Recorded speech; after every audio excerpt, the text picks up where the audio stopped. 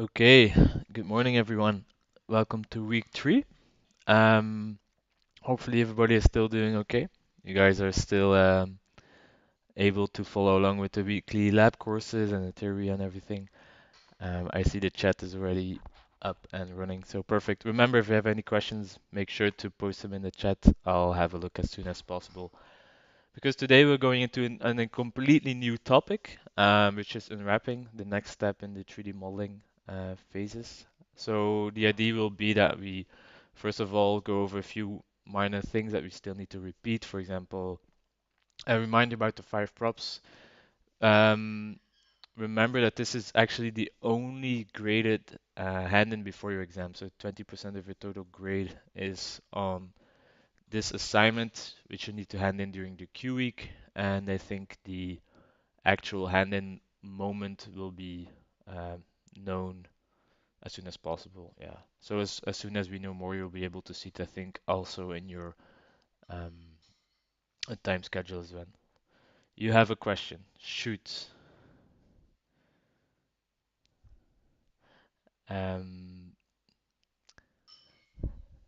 Also, so yeah, 80% of the rest of the grades are on the end assignment at the end of the semester. Do we need to upload our models to Sketchfab?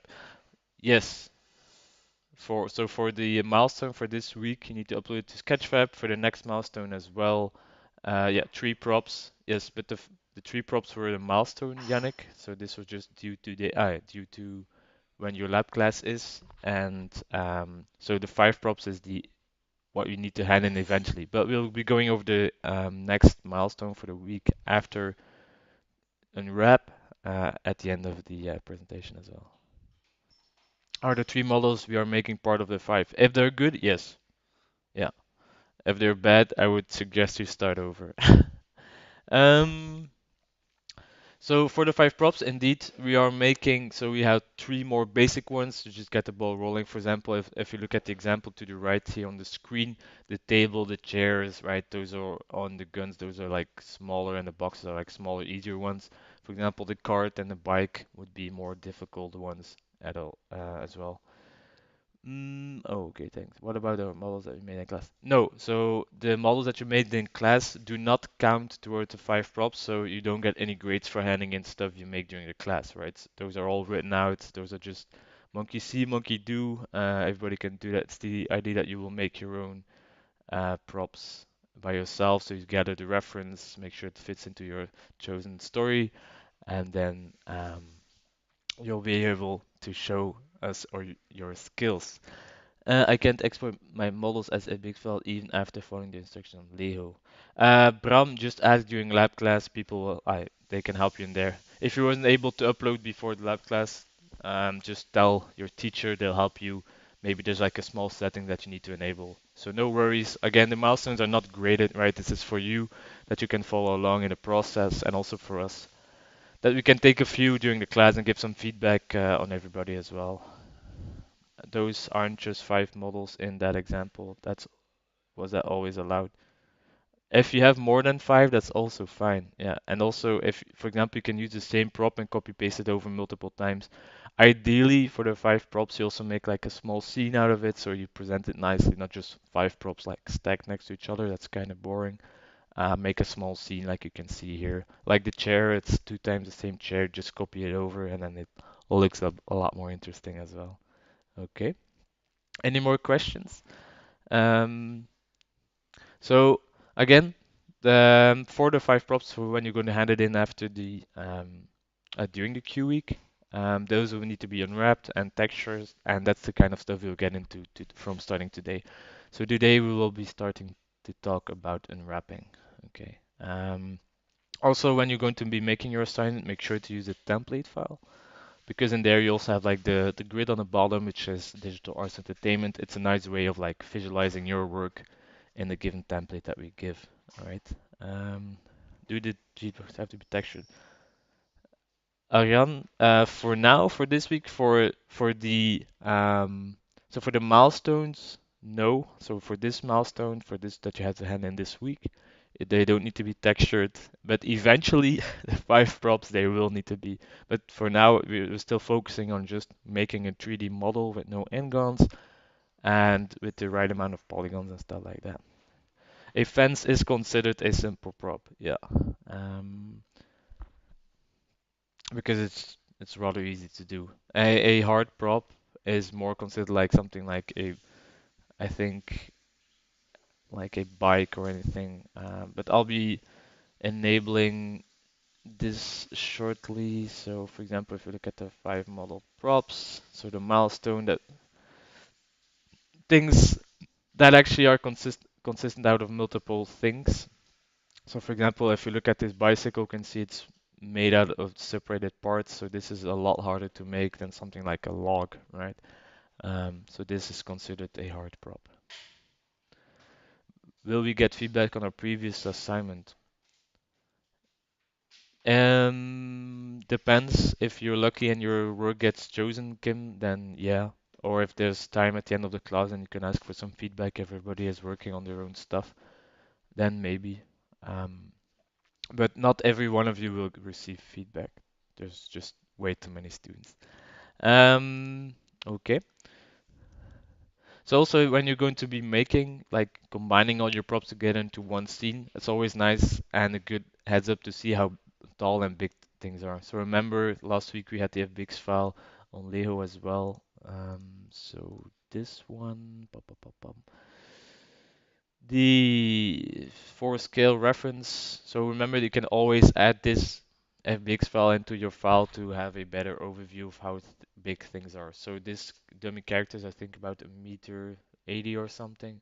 So 1 meter 80. So it's a little bit above average height, but it will help you to see how big a chair is, for example, compared to a human being. A Torii gate.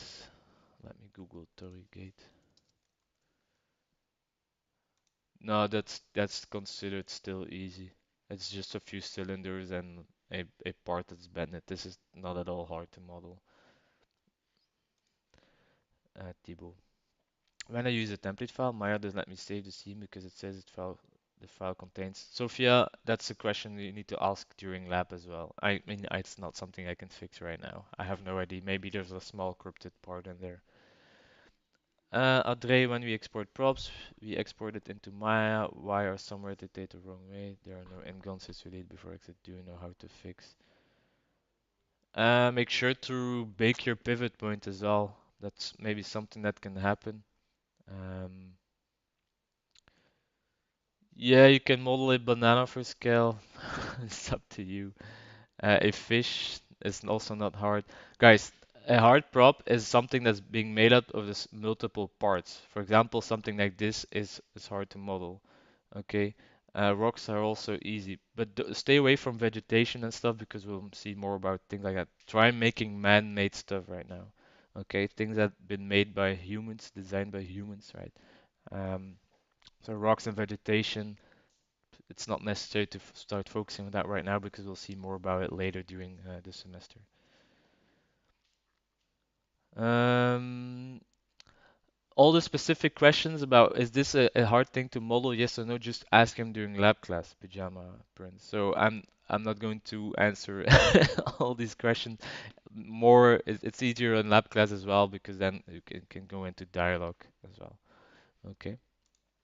Just know it's more a hard prop. It's easier if you pick something like a vehicle. That's basically the easiest way to think about a more complex prop. Um, okay. Uh,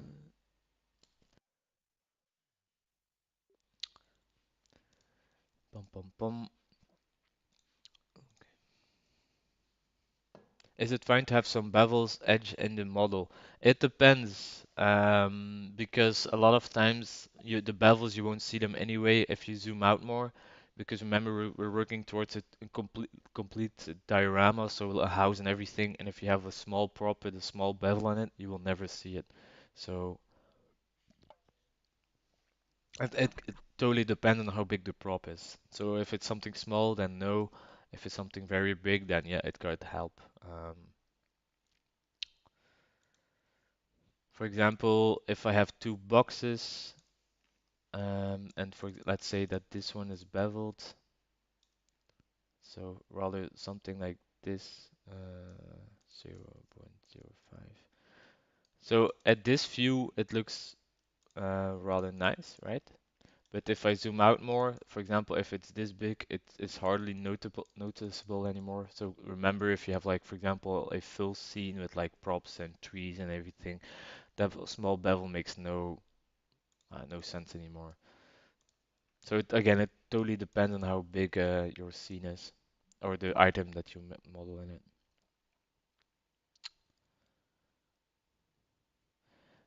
No, the three props objects for this week do not need to be textured. It's just purely the model. If you read it on Lego as well, there's nothing that says it need to be textured. So it's just purely three models. So no unwraps, no textures. Um, no worries. The five props, so next milestone also just purely models. After that, we're gonna start unwrapping and texturing. Okay. Is a polygon relevant to know how hard it is to make? Well, Paul, is a poly count relevant to know if it is a hard or simple prop and how much is considered low poly?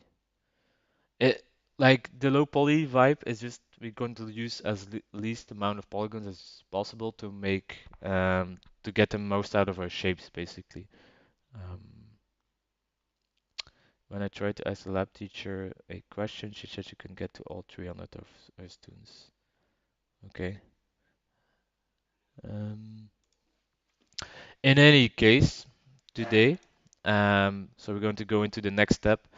Just read the PDF file on Leo as well. It will help you um, to know what is expected. Remember, we're still using Sketchfab. Also, if you're not going to have a Sketchfab upload for the five props for the Q week when you hand it in, so again, when it's graded, right, not the milestone, you will receive a 0. But more information on that later. Um, so yeah, we use Sketchfab. There's an overview. Normally done this in lab class, or I showed this last week as well, how you can upload something to Sketchfab. So there's a small reminder here written out for the people who forgot. Okay. And also don't worry if you're so I haven't even started and I'm really ready to give up. I've tried it all. Maya would just want to tell Autodesk resends me. I will be heading over to see this window. Hello Raptor, just yeah, ICT should be able to fix it. It's not something that I really can do. Nothing that I can do about it if Autodesk doesn't allow you to install it, which is super weird. But just don't give up, right? It's only week three. You'll still be able to like you can still rewatch the videos. You also have the lab classes which you can read. Everything is fully written out. But ICT has help desk. Um, they should know and they should be able to help you. Otherwise, a signpost as well, but they won't be able to. I've already been there. It's super weird that they aren't able to help you.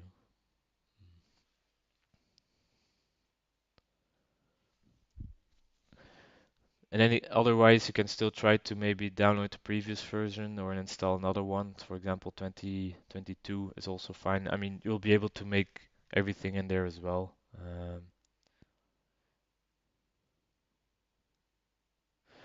Julio, you can see a hard model if you really gotta think about topology and follow steps.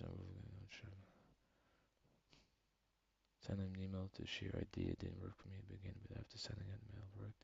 Do we need to treat? Do we need the three props? Do the three props we need to make for this week count for the fire? It one is if they're good, they can count for the Q week, but if they're bad, then just restart, right? If they're full of ingons and all that kind of stuff, would it be so bad to use Blender instead? Hello, we work purely in Maya. It's really necessary that you work in Maya. So Blender, it's no.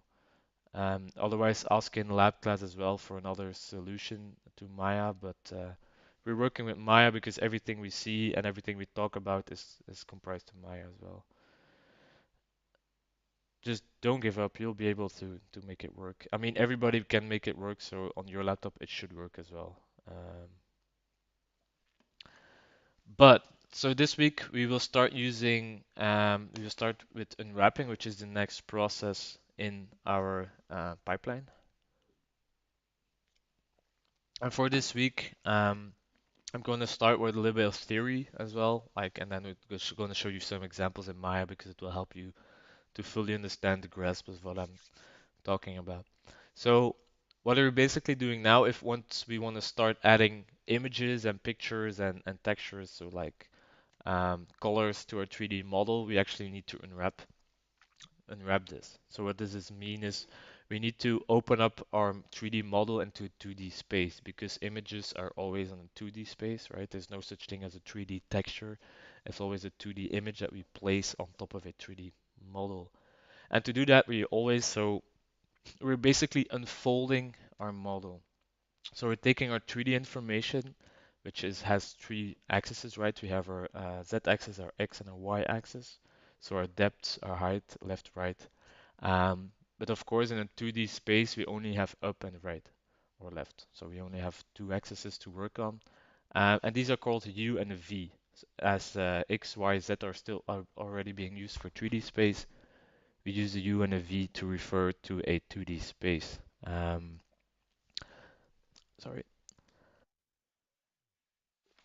So to do that, something as like a visual reminder for yourself, if you ever have like had to fold a cardboard box, or a nice example as well is like those dice, so printable dice. So if you ever done this as a kid, this is basically unwrapping, right? So what you're doing is you're unfolding something on for example, a piece of paper, and then you would cut it out, and then you could glue it together, and you have something like a cube, right? This is actually the perfect example of what an UV map is. So it's actually changing something that is 2D, or in our case, we reverse the process, right? To make something that's 3D, and we fold it open to have something that is into a 2D space. So remember, if you print this out and you would cut it and you would fold it back together, we'd have a 3D object in real life, right? But we just reverse the process. We start from a 3D model, and then we make the 2D unwrap. Mhm. So, so these kind of cardboard boxes are a good example, but what we also have are, for example, if you ever done some sewing, you have these patterns as well. So if you would cut it out on cloth, then you put your stuffing inside of it, and then you would like sew it back together. You can make things like this as well. Um, and there's also like four easy steps that we will usually do for the process of unwrapping. But maybe let's have a look at some 3D models so it will be a bit more clear about what we expect.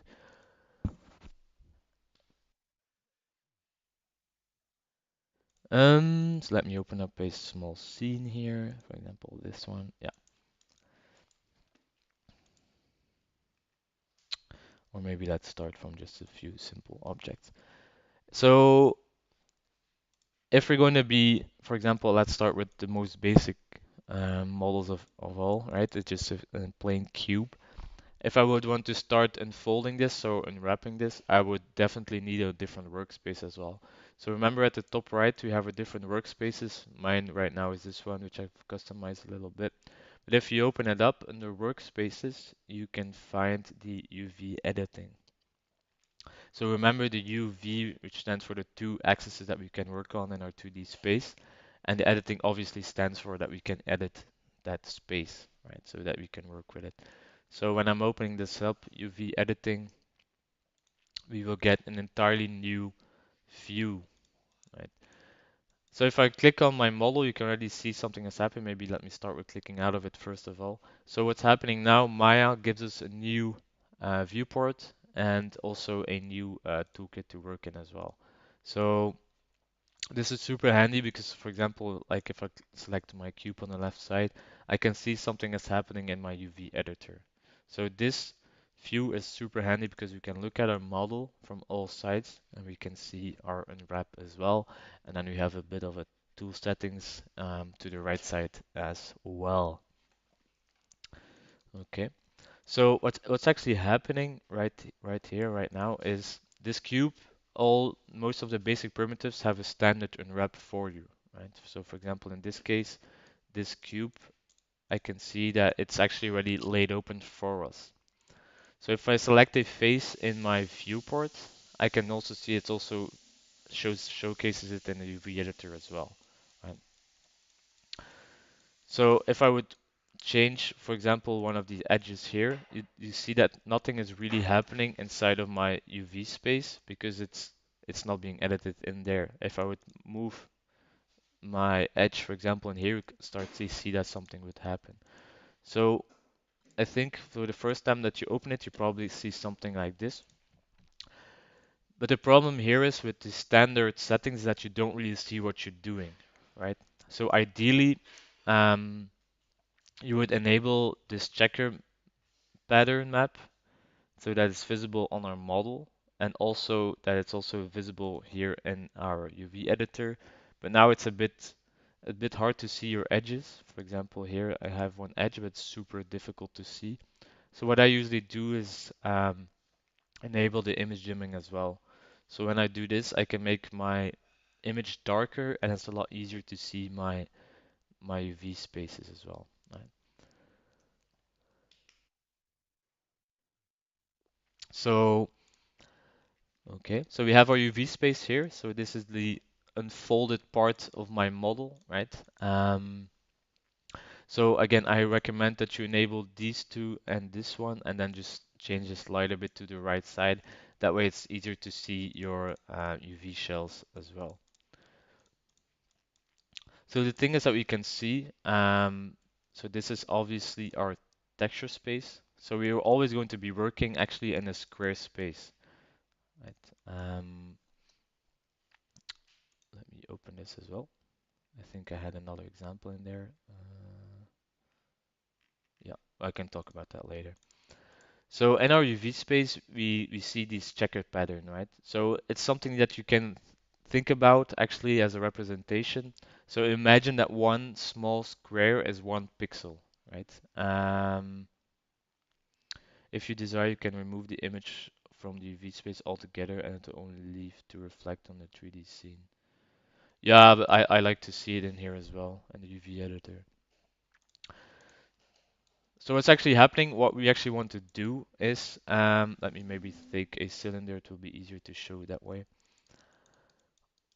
What we want to achieve actually with when we are modeling or in wrapping at least is that all the squares, so the checker pattern, it's never stretched on our result. And a good example of a what's not good is, for example, if we look here at the cylinder, is that on this side the squares, right? So our grid, it's like super stretched out, right?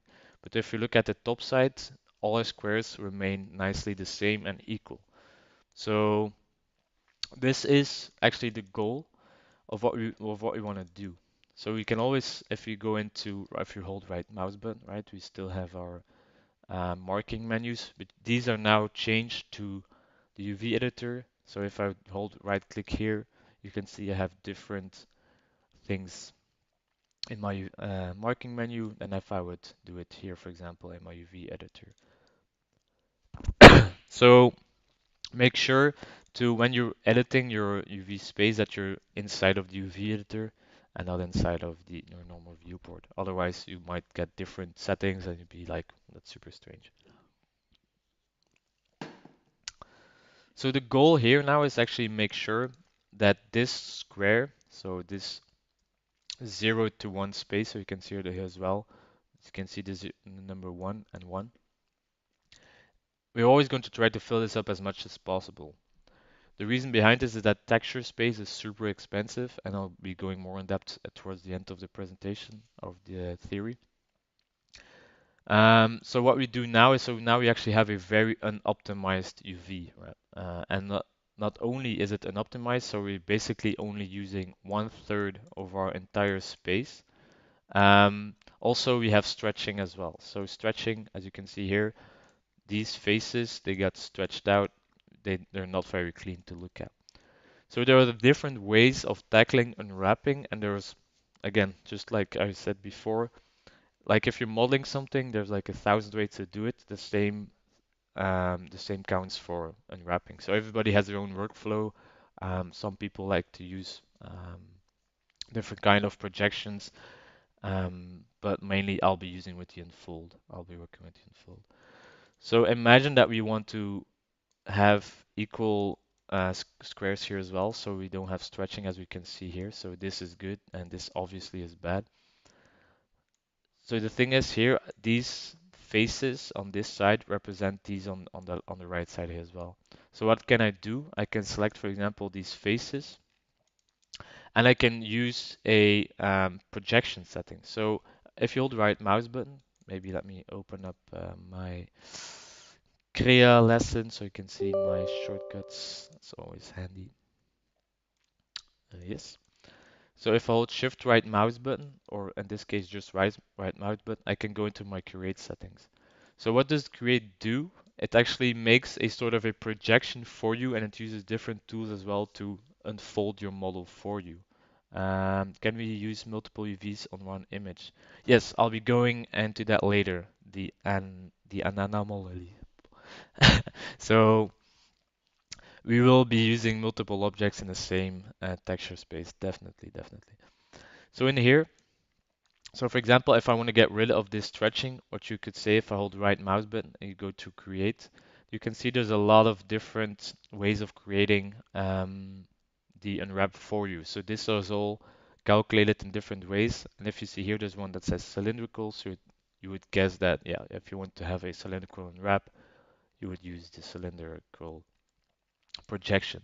So now you can see in my viewport, it gives me this new tool. So it's like a half of a cylinder with a lot of squares. And if I click, hold, and drag, you can see if I hold these squares that it unwraps it differently. So where before we had the stretching, right? Right now you can see we have nice squares.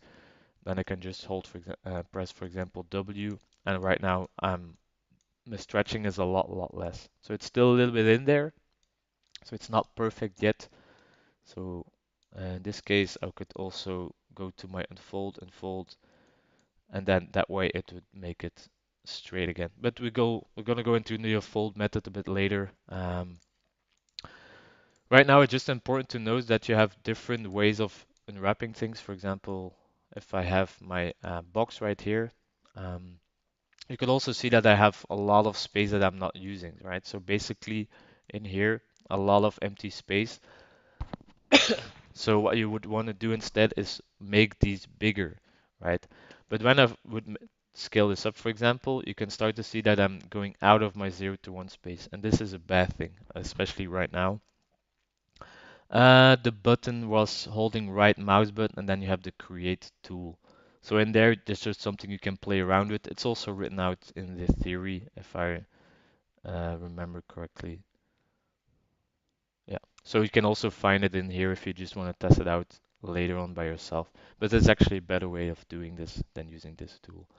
Um, so what we basically want to do is we always want to keep our unwrap inside of our 0 to 1 space for now, right? So when we start going out of it, um, it will start to give issues because what's actually happening in the background is if we upload an image, it is fully contained into this space, right? But this UV space actually tiles indefinitely. So a good example of this, imagine if I make this even bigger, you will start to see that maybe I should use like a different picture for this. Let me quickly make one. It will be easier to showcase. Is it okay to go out of the square if the texture is tileable? Yes, Bart, but that's tileable textures is for a lot later inside of the semester. Actually, we're going to go into tileables um, after the Q week, basically. Oh,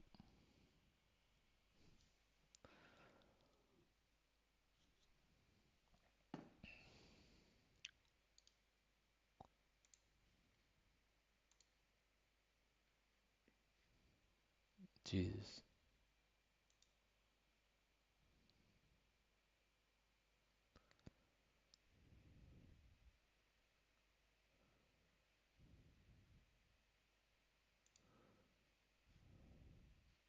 Okay.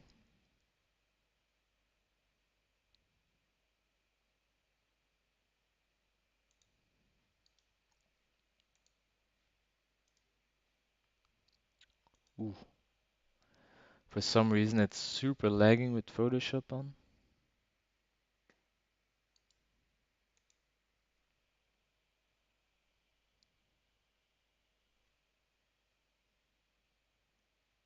Oh my god, what is this?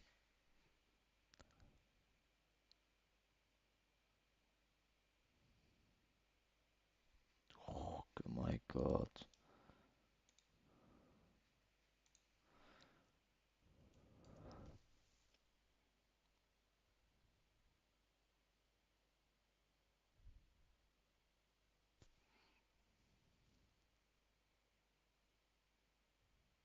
Hmm.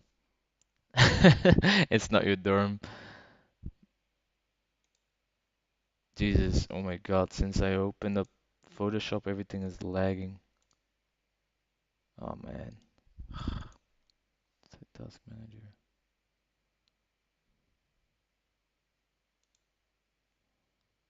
Let me close my